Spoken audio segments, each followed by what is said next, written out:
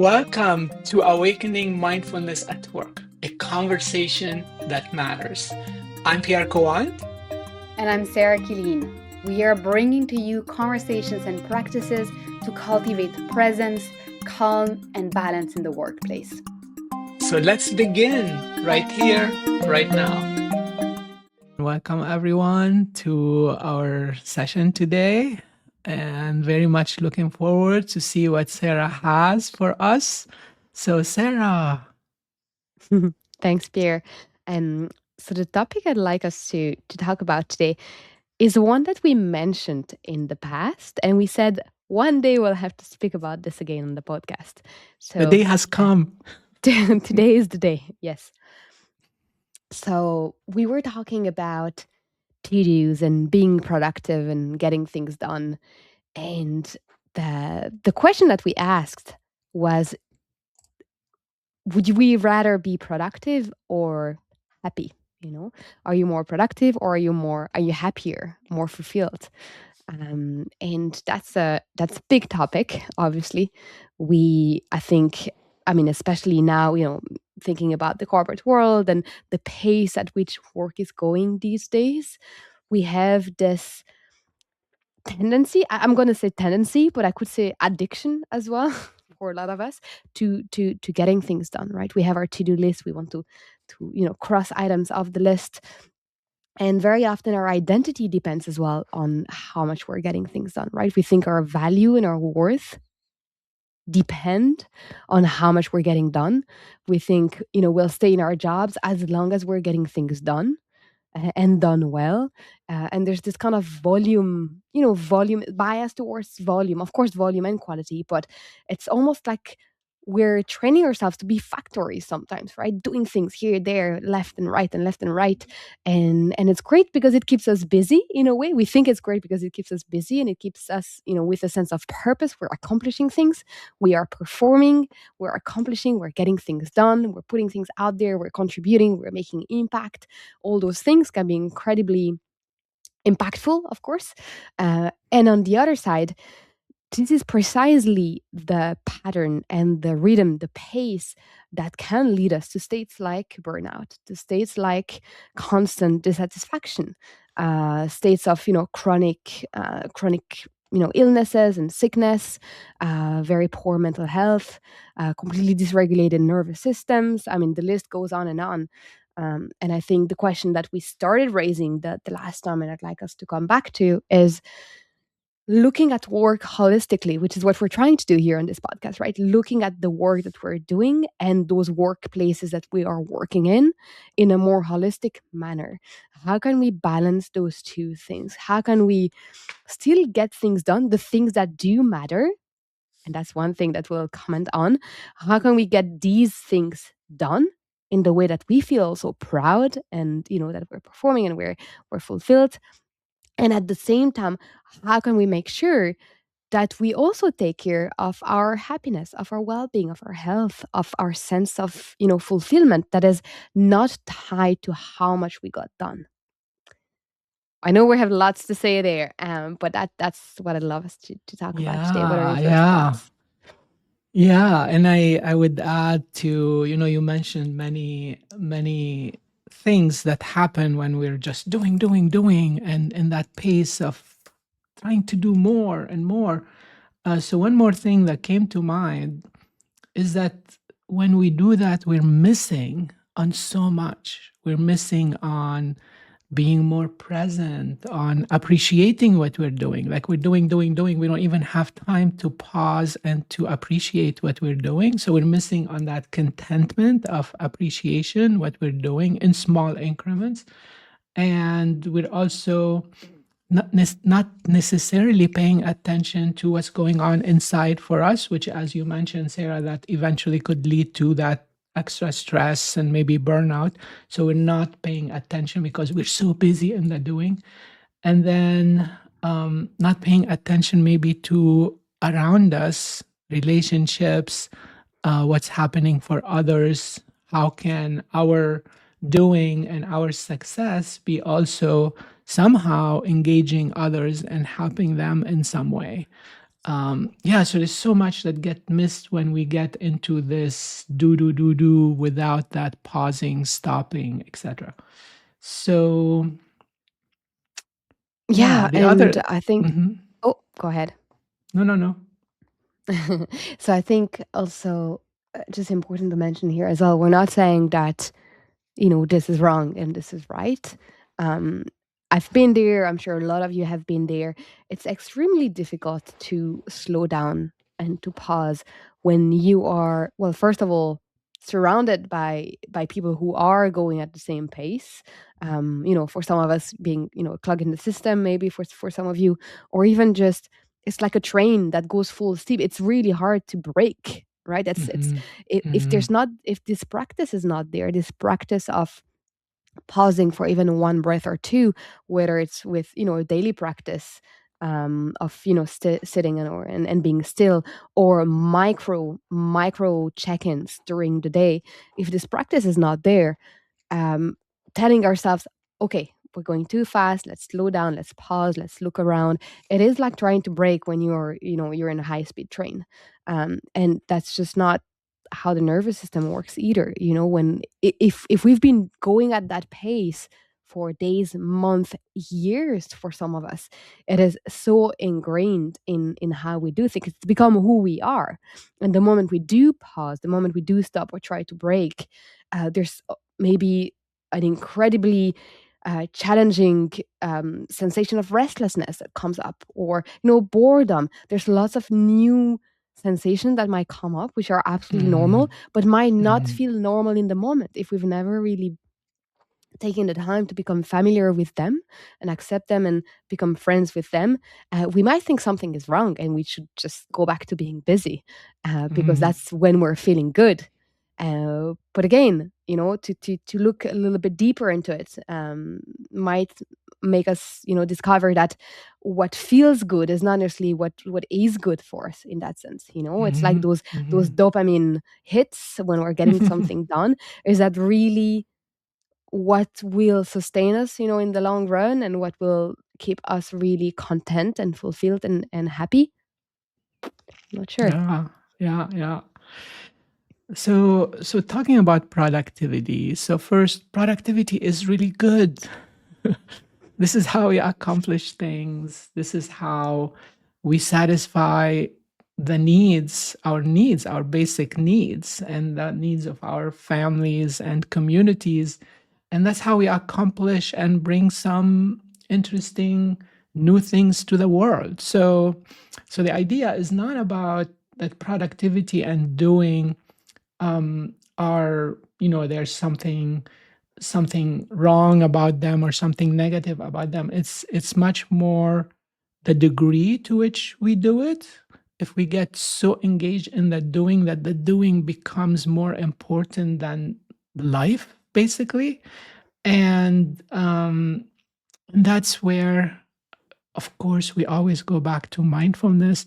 That's where the mindfulness and developing the skills to be much more attentive to what's happening and how we're approaching things becomes so crucial, and leads us to kind of the obvious conclusion that we agree on, which is that the productivity and the happiness, are not mutually exclusive.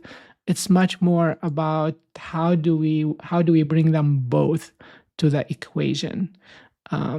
Yeah. I love that. The two of them are really hand in hand when, if you want to build a really fulfilling, professional life as well. Productivity and all the other things that we mentioned about this, you can be happy while being through the productivity, as long as it's mindful in that sense. Mhm. So it's the degree of awareness, self-consciousness, self-awareness, that one has while being productive. I think that will it's the same thing with a lot of things we're talking about, right? It's it's not about the thing, it's about the being mindful about the thing, right? So when it comes to productivity, there's, the difference between someone accomplishing 10 things in the day, um, but going from one to the next without breathing, with maybe even forgetting to eat or breathe deeply, or go out for a breath of fresh air, being maybe sucked into the deep hole of the Mhm. screen, like some of us do that work at a desk. The difference between that and accomplishing the same 10 things while acknowledging them as we go, taking time to check in. Oh, do I need to stretch? Do I need to have a nourishing meal now? Do I need to just look around and notice there's sun outside, Mhm. and maybe there's Mhm. birds chirping outside of the window, and come back to myself, ground, anchor. I have, I exist outside of that work. I'm not a slave to that work. I do exist. I'm an entity, and I am accomplishing something right now, rather than, this thing is actually, I'm chained to that to-do list. Those are very different pictures, and we might end up with exactly the same things accomplished at the end of the day, but a completely different feeling of fulfillment. That's a great observation. So it's kind of like the quality of how we work. Um, and it's the ease with which we work. We can do the same exact task, feeling stressed and feeling impulsive about it, and we can do it probably and accomplish potentially better quality outcome if we approach it with ease and with more being more attentive to what we're doing, how we're doing it, etc. And the obvious word that comes to mind now, also when I listen to you, is work hygiene. Actually, um, that all those What's little that? habits that we have. Well, What's that, Sarah? this just came up. I don't know. Okay. We're going to define it right now. Yeah. Okay. um, so it's like sleep hygiene. Is how do you create rituals and habits that are that Mm, are going to help you sleep the best you can, or when even mhm, basic hygiene like brushing your teeth, that will help keep your dental health in the long term. I think work hygiene in that sense is something we could really look into, where if you do want to produce your best work for years to come and take care of yourself in the process, what are those non-negotiables? What are those little practices and rituals and things to look out for, and guidelines and little boundaries and the discipline that you want to have around your work, so that you are taking care of of what work is going to look like, and mhm, what you're going to look like over the next maybe 30 mhm. years, 40 years for some of Yeah. us. So yeah, work hygiene just came up, and I think we could look into that a little bit. Great. Yeah. Thank you. Yeah. And I think, this topic is going to definitely open the opportunity for more conversations about related topics. Like one that comes to mind is slowing down or is doing things mindfully means doing things slowly and doing less. I think that's a great thing to reflect on. Um, and then the other part that I think also worth taking and having a longer conversation on, sometimes we put off the things that are important for us that can bring us energy and aliveness because we're so busy doing the things we think we need to do, we have to do. And what we forget is that if we reverse this and we do some of those things that really gets us interested, excited, creative, joyful, that we're going to come back to our work with so much more energy and with that attitude of being able to conquer what's difficult and feel good, as opposed to work on it and feel stressed about it and feel, oh, it's how can I get out of it. So it's an interesting paradox that if we get away and do the exciting thing and then come back, we're going to probably accomplish more. We're not wasting time. We're actually going to accomplish more in the total picture. Mm. And it's the slow down to speed up that we sometimes talk about. Um, I think we yeah, have that's an really episode interesting. on that. We Yes, already published one on that. probably. Um, I think something that might stand in the way, um, and that is something that we'll definitely talk about more, is the sense of urgency. In what you're describing, Mm, in you are your whole body wants to get something done. It's not just your mind, is you're really you it's almost like it's a matter of life or death. You need to get this Mhm. thing done right now. You cannot take a break. You cannot stop even for a second. And this is also rooted in the sense of urgency that is very there's a very it's very somatic as well. It's this physical sensation of "Ugh, I can't let go. I need to get this done." This is something to get familiar with as well and to explore. Yeah. It's very complex. It has lots of Yeah. implications mentally, physically, Yeah. emotionally. Getting more familiar with this sense of urgency. So becoming more familiar with it in the body, and then being able to maybe not, you know, give into the impulse to just stay Yeah. stuck in something that might not be where we are the most productive. So lots to look into when it comes to that, the sense of urgency and questioning it as well, very rationally. Is it that urgent? Is it that urgent? Lots of questions we can ask ourselves there to slowly untangle ourselves from that sense of urgency. This needs to happen right now. Yeah, great topic and definitely worth more conversations. And as you remember, I think we mentioned this in another podcast. There's only two things that are urgent in life. There is medical emergency or fire. Everything else is not. It's crazy to think that, but it's if you really think about it and get out of the normal mindset that we've developed, um, that's true. But anyway, that's a bigger topic. But I think it Mm. would be great now that we're approaching the end of this conversation, Sarah, to throw in couple tips or couple practices, like small things that can be brought to the workday that can help kind of stop the do and then come back to being more mindful. So this is more like a brainstorming, you Mhm. and I, about a couple of things we could share. So if anything comes up for you. Mhm.